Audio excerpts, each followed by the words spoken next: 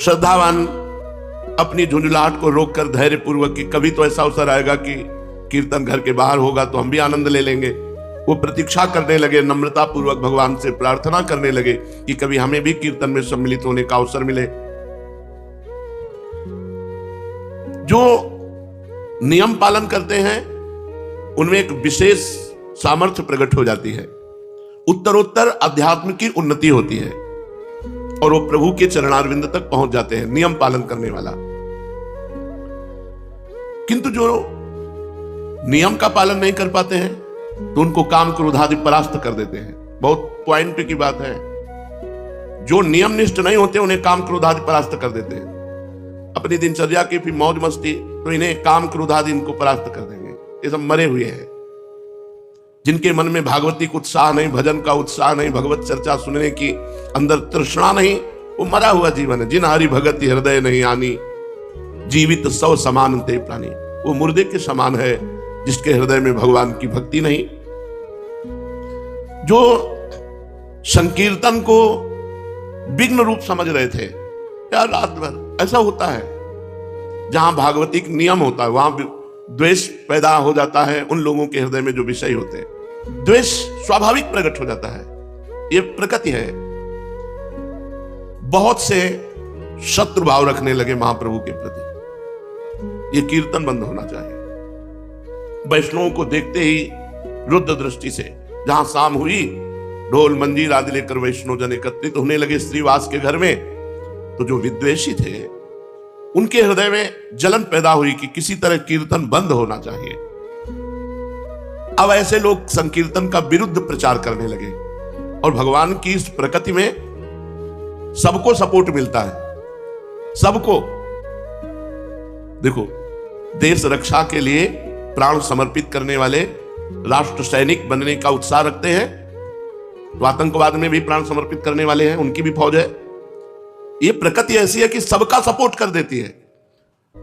अब वो लोग शुरू हुए कि अरे पूरी रात भर न जाने क्या क्या होता है श्रीवास के घर में। शाम से भक्तजन ही अंदर जाते थे और वहां प्रचार प्रसार होने लगा, क्या क्या होता है, विरुद्ध प्रचार। संकीर्तन को बंद कराने के लिए बुरे बुरे भाव प्रकाशित किए गए। सब कुछ होता है वहां, बुरे बुरे भाव प्रकाशित हुए। नियम, प्राण चाहे चला जाए, तभी कहा अद्यैव वा मरणमस्तु युगांतरे वा, आज मरूं या हजारों वर्ष बाद मरूं, इसकी कोई परवाह नहीं, नियम नहीं टूटने वाला। अब वो बुरे बुरे प्रचार प्रसार करने लगे। जो दुष्ट स्वभाव के लोग होते हैं उनको दुष्टता करने में मजा आता है।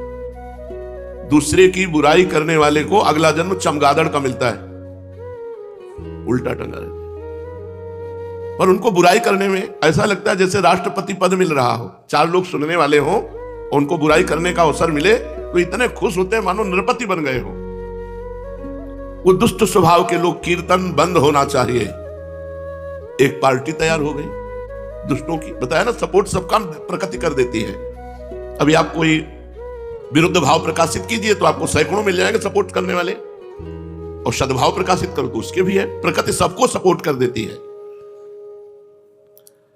और ये पता नहीं कि भगवान के भक्तों का विरोध करने से उनकी भक्ति में और प्रकाश होता है और रंग आता है। दुष्टों को पता नहीं होता, दुष्टों को लगता है मैं विरोध करूंगा तो इनका अपयश होगा, इनकी हानि होगी। तो कई बार सत्संग में बताया है कि दुष्ट रूपी डंडा के ऊपर भक्त रूपी झंडा फहराता है।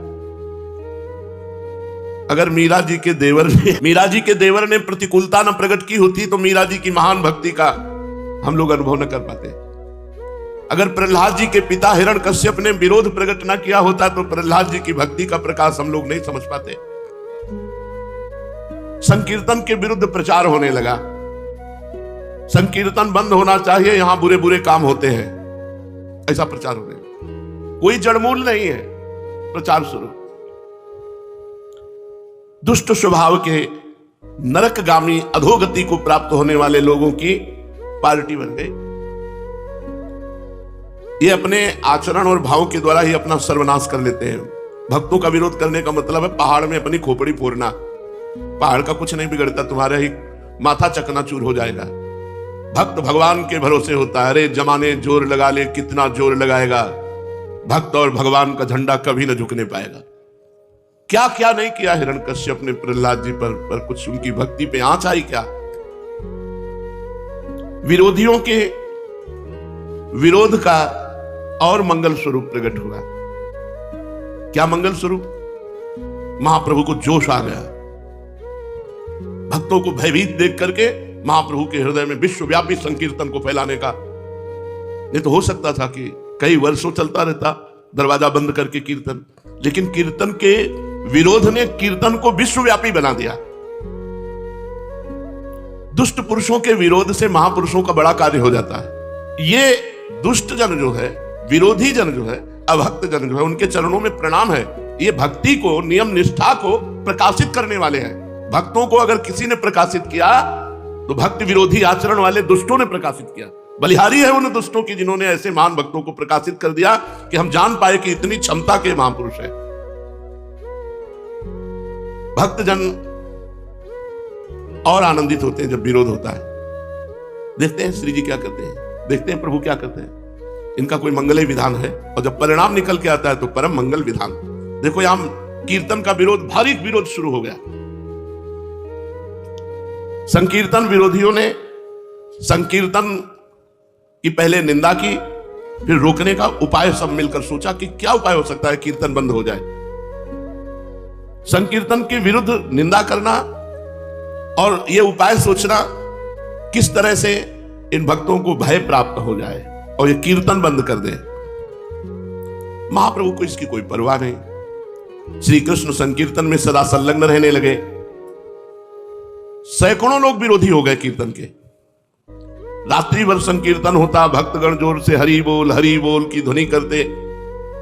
आसपास के लोग दुष्टों के संग में हो गए क्योंकि नींद नहीं, नींद में दखल पड़ता।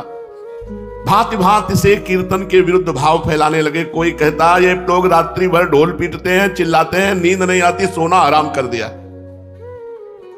कोई कहता है योग तपस्या ज्ञान तो कुछ जानते नहीं है, इकट्ठे हो गए पूर चिल्लाते हैं। चिल्लाना ही ये भक्ति समझते हैं।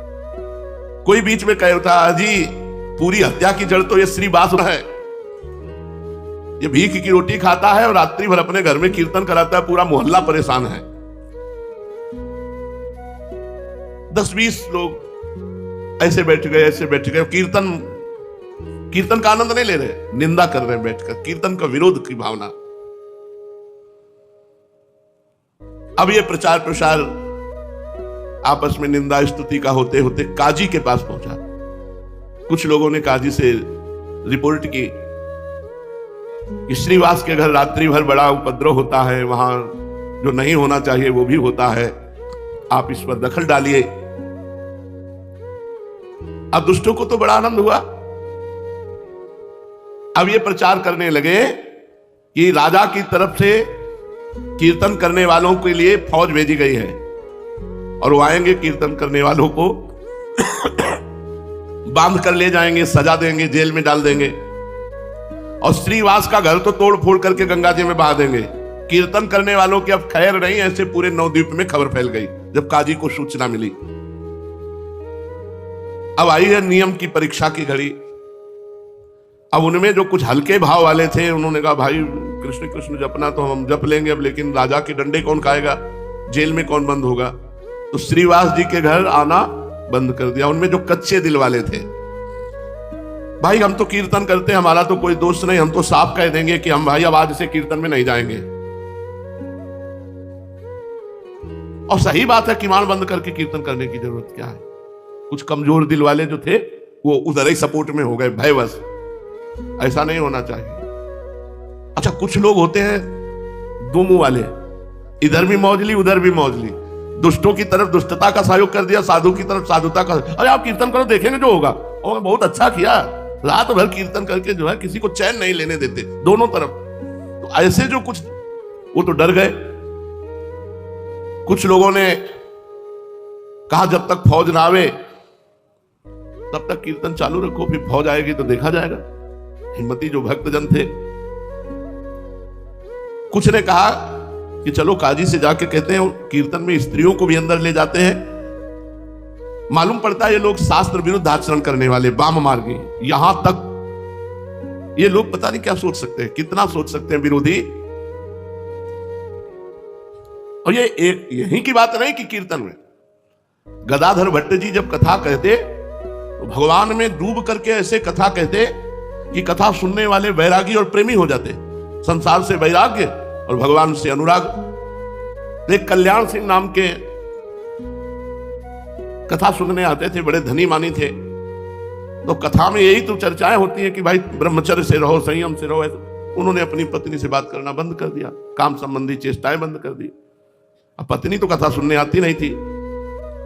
उसने विचार किया कि ये पंडित कथा वाचक ही हमारी जिंदगी में आग लगा दी। अब हमारे पति हमसे बातें नहीं करते, कल्याण सिंह, हम इन पंडित की धुलेंगे जिससे हमारे पति की श्रद्धा पंडित के प्रति खत्म हो जाए। तो कथा सुनना बंद कर देंगे तो फिर हमसे पति पत्नी का प्यार।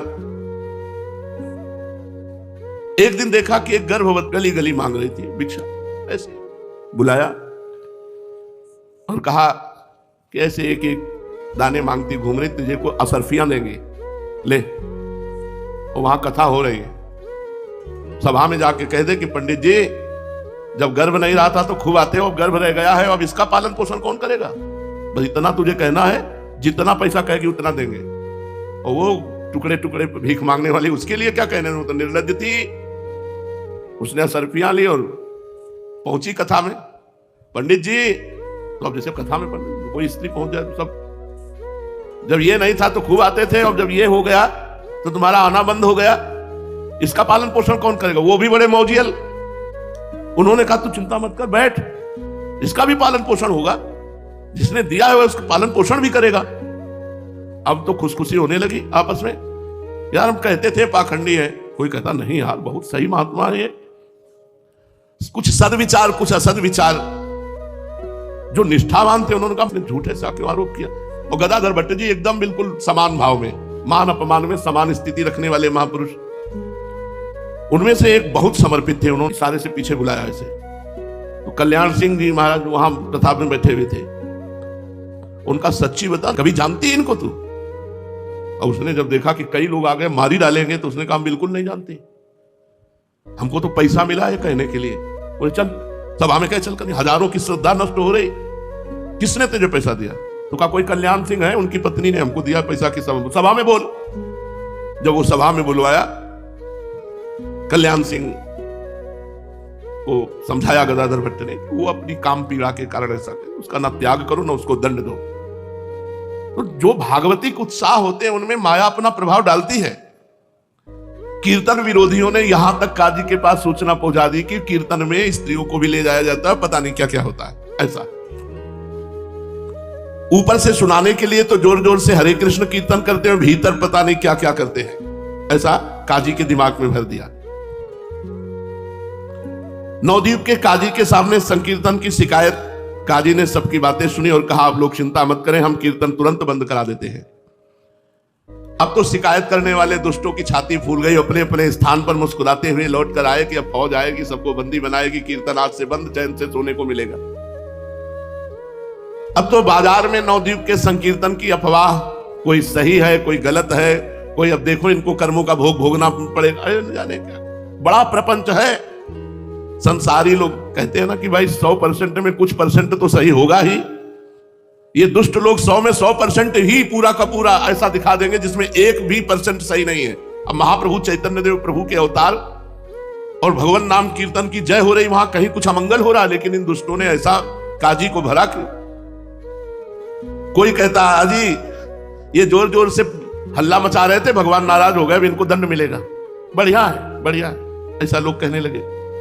कोई कहता अरे कहो तो अभी विरोध हो गया, नहीं आगे अकाल पड़ जाता, ऐसे ऐसे भी लोग ये पूरी रात जो हल्ला मचाते हैं, भगवान नाराज होकर अकाल पैदा कर देते, ये तो अच्छा हुआ विरोध हो गया। भगवान नाम कीर्तन से, नाम संकीर्तनम यस्य सर्व पाप प्रणाशनम। घट घट व्यापी अंतर्यामी भगवान सब जानते हैं, तुम लोगों का मुख बंद कर देंगे। जो अच्छे हृदय वाले थे वो कहते भगवान सर्वांतर्यामी, वो सब जानते हैं, तुम लोग जो अफवाह उड़ा रहे हो, तुम लोगों का अच्छी तरह मुख बंद कर देंगे भगवान। उसी समय कोई हृदय की जलन मिटाने के लिए द्वेष बुद्धि से कहता भैया ये 2-4 दिन के अब ढोल नगाड़े हैं, ये सब बंद हो जाएंगे, अब काजी नाराज हो गया है। श्रीवास पंडित ने भी ये सब बातें सुनी अब उनके मन में भय उत्पन्न हुआ, और गौड़ देश का राजा मुसलमानी था, बादशाह, हिंदू धर्म का विरोधी यवन। उनका हो सकता है वो हमारे धर्म को जानता नहीं है और उसका विरोध करके ये सब कर सकता है, राजा है। और हिंदू जनों ने ही जाकर के विरोध भाव शिकायत की, तो जरूर हो सकता है ऐसा। श्रीवास जी के मन में भय सताया। लोगों के मुख से ऐसी बातें सुनकर के प्रायः सब भक्तों के हृदय में डर घुस गया अंदर, क्योंकि यवन हिंदू धर्म विरोधी राजा है और हिंदू जन ही शिकायत कर रहे हैं, तो जरूर कोई न कोई उपद्रव। श्रीवास पंडित जी के पास आकर के सब भक्तजन सलाह करने लगे कि क्या करना चाहिए। कोई तो कहने लगे अजी कुछ दिन के लिए बंद कर दो नाम कीर्तन, जब ये सब शांत हो जाए तब फिर शुरू कर देंगे। कोई कहते भैया अब तो हम तो जय श्री कृष्ण नवद्वीप ही छोड़ रहे हैं कुछ दिनों के लिए, जब सब शांत होगा तो लौट आएंगे, अब हम तो रिश्ते नातेदारों के आ जाएंगे, अब कीर्तन में नहीं आएंगे। उनकी बातें सुनकर श्रीवास पंडित ने कहा भाई अब जो होना होगा सो होगा, भगवान श्री हरि सबका भला करेंगे। हम श्री कृष्ण कीर्तन करते, कोई गलत काम तो नहीं करते ना, देखा जाएगा। अगर भगवान का नाम कीर्तन करने पर कष्ट आएगा, बंदी बनाए जाएंगे, मारे जाएंगे, तो हम वो सब सहेंगे। श्रीवास पंडित ने भक्तों को तो इस प्रकार समझा दिया, लेकिन अंदर अंदर वो भी भयभीत थे। उन्होंने अपने मनोगत भावों को प्रभु के सम्मुख प्रकट नहीं किया। प्रभु तो सबके भावों को समझने वाले थे। चैतन्य महाप्रभु ने सब भक्तों के भावों को देखा, सब डगमगा रहे हैं। यवन राजा के कारण सब भयभीत हो रहे हैं, इसलिए इनको निर्भय कैसे किया जाए, महाप्रभु विचार करने लगे। एक दिन प्रभु ने अपने संपूर्ण शरीर में सुगंधित चंदन लगाया, घुंघराले काले काले सुंदर बालों में सुगंधित तेल डाला, मूल्यवान स्वच्छ और महीन वस्त्र पहने, साथ में 2-4 भक्तों को लेकर गंगा किनारे की ओर चल पड़े। उनके अरुण अधर पान की लाली लगने से और भी अत्यधिक अरुण बन गए थे। नेत्रों में प्रसन्नता थी, मुख कमल शरद पूर्णिमा के चंद्रमा के समान खिला हुआ था। वे मंद मंद मुस्कान के साथ भक्तों के आनंद का वर्धन करते हुए गंगा जी के घाटों पर इधर से उधर टहलने लगे। जो सात्विक प्रकृति के भगवत भक्त थे, वे प्रभु के रूप लावण्य को देखकर मन ही मन परम प्रसन्न हुए, किंतु जो दुष्ट प्रकृति के निंदक थे, वे आपस में कहने लगे, यार ये निमाई पंडित पर कोई भी फर्क नहीं पड़ता, बड़ा अजीब है। अरे राजा का फौज आने वाली है, काजी नाराज है, पान खा घूम रहे, इनको कोई फर्क नहीं पड़ता, इसे तनिक भी भय नहीं। संपूर्ण शहर में हो हल्ला मच रहा है, कल ही तो सेना आने वाली है। अरे भाई देख लेना, है पान खाए घूम रहे, कल इनको बांधकर नाव पर बंदी बनाकर ले जाया जाएगा। अभी तो राजपुत्र के समान बन ठन करके हंसते हुए घूम रहे। अरे यार इनके चेहरे पर सिकुड़न भी नहीं है, बड़े विचित्र है। कोई कहता अजी सब बातें झूठी है, कोई फौज नहीं आ रही, कोई नाव नहीं आ रही, कोई सैनिक नहीं आ रहे, ये सब केवल अफवाह उड़ाई गई है। दूसरा कहता हाथ जोड़ करके नहीं साहब गप मत समझो, ये तो पक्की बात है कि यवन बादशाह की तरफ से फौज आ रही है। तो कोई कहता हाथ कंगने को आरसी क्या, अभी देख लेना कल ये सब बंदी बना दिए जाएंगे। इस प्रकार लोग भांति भांति से अपने अपने अनुमानों को प्रकट कर रहे थे। और महाप्रभु भक्तों के साथ आनंद में गंगा के किनारे विहरण कर रहे थे। इसी बीच प्रभु के पुराने परिचित पंडित गंगा जी पर संध्या वंदन करने के लिए आए। प्रभु को देखकर प्रणाम किया और आपस में वार्तालाप करने लगे। पंडितों ने कहा, निमाई पंडित सुन रहे तुम्हें पकड़ने के लिए राजा की तरफ से सेना आ रही है, संपूर्ण शहर में बड़ी गर्म अफवाह है कि तुम सब बंदी बनाए जाओगे।